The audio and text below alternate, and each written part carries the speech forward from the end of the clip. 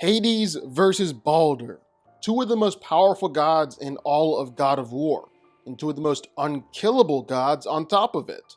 The god of death going up against the god of light. Who's ultimately coming out on top here? And really, is it even close? Let's get into it. Hades is the Olympian god of death and the ruler of the underworld. The eldest son of the mighty titan Kronos, and the goddess Rhea. He is the brother of Zeus and Poseidon, as well as actually being the uncle to Kratos. But that didn't stop Kratos from trying to kill him. Hades is one of the three most powerful Olympian gods, described as completely superior to any other god. Rivaled only by his brother Poseidon, he's only surpassed by Zeus. So yeah, safe to say Hades is powerful. Hades embodies the entire underworld and all the darkness within it. It's able to grow more and more powerful as time goes on, absorbing more and more souls of the dead. And not just any souls either, but Hades was able to latch onto Atlas and rip out his soul, stripping him of his power. Atlas, one of the most powerful titans out there, literally strong enough to hold up an infinite dimension upon his back, and Hades overpowered him. Then on top of that, Hades was able to match up against his dad Kronos, the Titan god, literally a universal being. So yeah, to say that Hades is strong and powerful is quite the understatement. Hades is insanely tough, able to continue fighting despite having his flesh ripped off or his skull smashed in. It took Kratos ripping out Hades' own soul to finally put him down. Hades is able to manipulate and control fire. He can shoot out energy beams from his mouth. He can summon the arms of Hades, use it to drag people down into hell. He can make it rain hellfire. He can even turn invisible. But Hades' main thing are his sickle claws, using the chain and hook to grab onto an opponent's soul, literally rip it out of their body, consuming it and growing even more powerful in the process. You do not want this fight. Oh,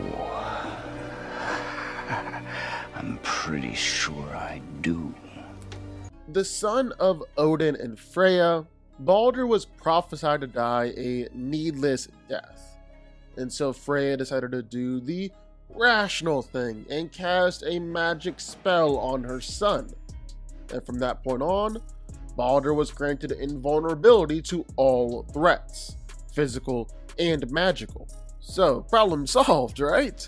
Nothing can ever hurt Baldur again, so he'll never die a needless death. But everything comes with a cost. And now Baldur is cursed to never feel anything ever again. No pain, no emotions, no sensations, no touch, no feelings, no nothing. And obviously, being like that kinda drove him a little mad. Went a little crazy. And Odin, being his old manipulative self, was able to use that to his advantage and sent Baldur after Kratos. And we all know how that about went. Now Baldur might look like a weird druggie, just a meth addict who showed up on your front door, but he can secretly pack a punch. He can send Kratos flying with a hit. He can throw him around and punt him around and hit him with a suplex and shoulder check him into a mountain. Just absolutely wail on the god of war. One time during their fight, he picked up a massive boulder, 900 tons, just chucked it at Kratos. Threw it like an absolute fastball too, 62 miles per hour. He's matched Kratos in strength before and legit created a canyon in Kratos' front yard. He's even pinned Kratos down with one hand and held back Atreus with the other. Now, holding back Atreus isn't like the most impressive thing, but holding back Kratos with just one arm? Well, that's crazy impressive. And then there's Baldur's durability. That's his big thing here. He can shrug off beatings from Kratos. He can go up against Kratos operating with Spartan rage. He can be slammed into mountains and hit with trees and arrows ain't gonna do nothing to him, and you really can't do anything against him. You just can't. Kratos' specialty is killing gods, and now he's run up against his match, a god that he truly can't kill. Baldur is unable to feel anything. He can regenerate from anything Kratos throws at him. Kratos even snapped his neck, and Baldur was just down for the count for a little while, not truly out of the fight. And even after the immortality curse was broken, well, Baldur is still a god. He's still crazy tough. Like, he can get stabbed by Kratos, beat up on by Kratos, take explosions, fight while literally on fire, survive some epic father-son beatdowns, and then just getting absolutely demolished by Kratos right afterwards. But the difference is, he can be killed. Snap his neck this time and he's done for. Now, one thing that is unique about Baldur is that he's got magic. Hocus pocus, alakazam, and all that. He can shoot out waves of ice and fire out ice projectiles and just throw ice all around. Then he can instantly switch it over to fire too. Start throwing on fireballs like he's Mario out there. End of the day, even if he looks like your friendly neighborhood drug dealer, Baldur is the last person you want to see knocking on your front door. So, who wins here? Well, let's break it down. Now, looking at this fight, and I think you can make the argument that Hades is the stronger god out of the two. I mean, being able to overpower Atlas, rip out his own soul, is an absolutely crazy feat. Atlas holds all the Greek cosmology on his shoulders, literally supporting all of creation with his strength. Hades overpowers him, then takes Atlas's own power and strength, adds it to his own by consuming his soul. And sure, Hades was eventually overpowered by Kratos, but so was Baldur. And say what you want about Greek Kratos versus Norse Kratos, for most of that game, and especially in their first few fights, this was a Kratos who was out of practice, who was still knocking the rust off. Baldur could compete against this version of Kratos, but was still ultimately weaker than him and was overpowered. But there is one great strength feat for Baldur, knocking out the World Serpent. He three-shotted Jormungandr, the same giant snake that could take beatings from Thor in their fights, or they not just jumped back in time because of the force of their fight, but they shattered Yggdrasil and shook all the realms at once. And Yggdrasil is basically the Norse equivalent of Atlas. It's this hyper construct that transcends space-time, supports all of creation, holds up infinite universes. So Jormungandr is tough enough to survive the splintering of this thing, keep on fighting against Thor. Baldur comes in, knocks him out with just a couple of punches. You can argue that Hades is the stronger one because he directly overpowered Atlas, but Baldur can definitely throw a mean punch.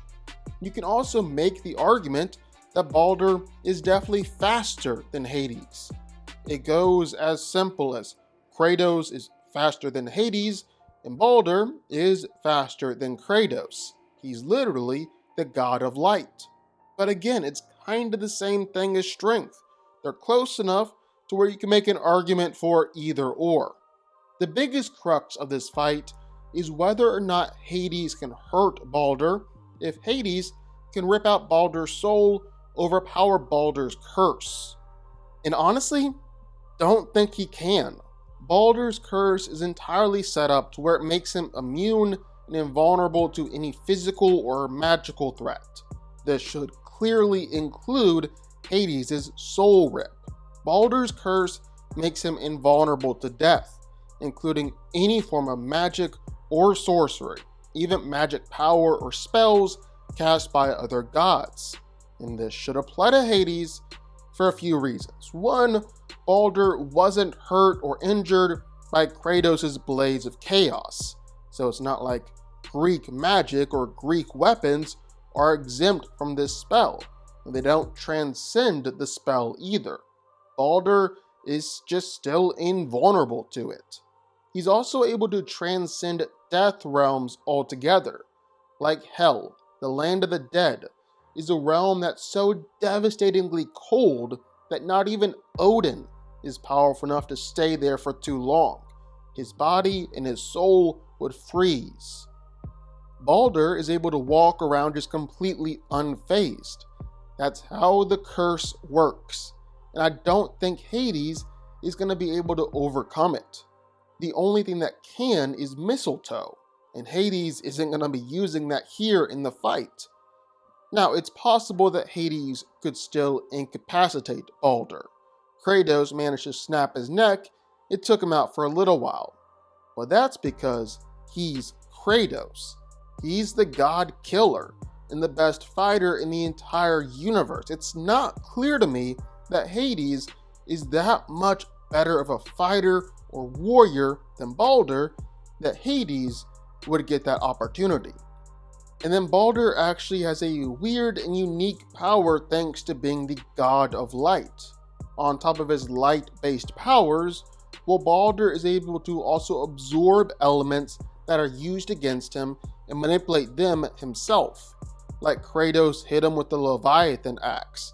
Suddenly, he's got ice manipulation. Atreus hit him with an explosion.